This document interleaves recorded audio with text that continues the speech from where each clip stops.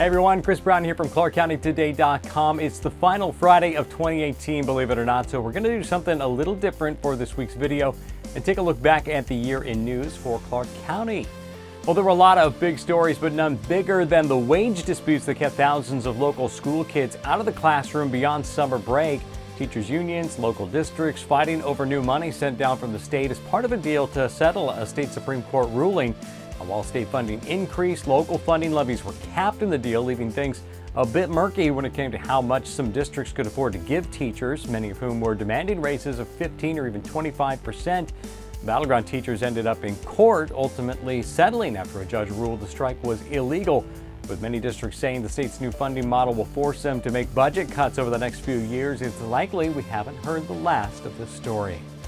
Football took center stage in high school sports once again in 2018 for Clark County, and for the first time, two teams from Clark County won state championships in the same year. Hockinson won the Class 2A state title for the second year in a row, while Union won the Class 4A championship. Both of those teams also played their semifinal games at McKenzie Stadium in Vancouver, allowing the county to play host to visiting crowds.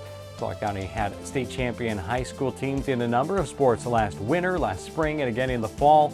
The year was capped, but the two football titles won in December.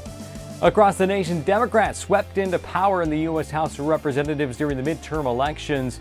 Here locally, some incumbent Republicans faced tough challenges themselves, including 3rd Congressional District Congresswoman Jaime Herrera Beutler, who was roundly beaten in fundraising by Carolyn Long, a political science professor from WSU Vancouver. Despite that advantage, Herrera Beutler hung on for a fifth term, winning by just over 5% of the vote. This will be her first time facing a Democrat majority in the U.S. House.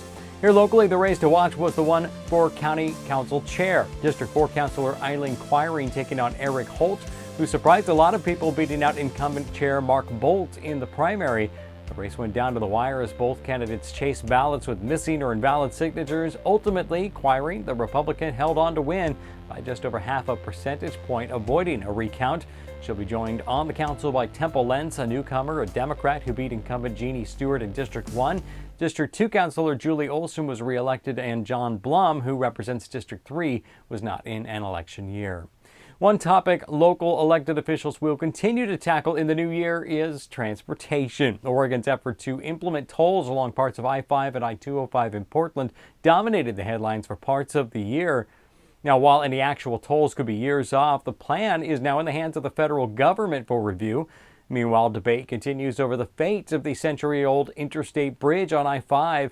As commute times continue to worsen, lawmakers in Southwest Washington, as well as elected officials in local cities, are urging Governor Jay Inslee to push for Oregon to rejoin the discussion. But Oregon lawmakers made it clear at a meeting late this year that they're not eager to jump back into that debate and that funding is committed elsewhere. There will also continue to be plenty of debate over whether light rail should be part of any new project, something Oregon's newly re-elected governor says is a must-have for her state to be part of the project, so stay tuned. Meanwhile, Clark County's population continues to explode. While housing prices have settled down somewhat, officials are moving ahead with plans for developments and new places. People south of Brush Prairie along the Chalachi Prairie Railroad forced the county to push pause on a plan to allow freight rail-dependent industrial development.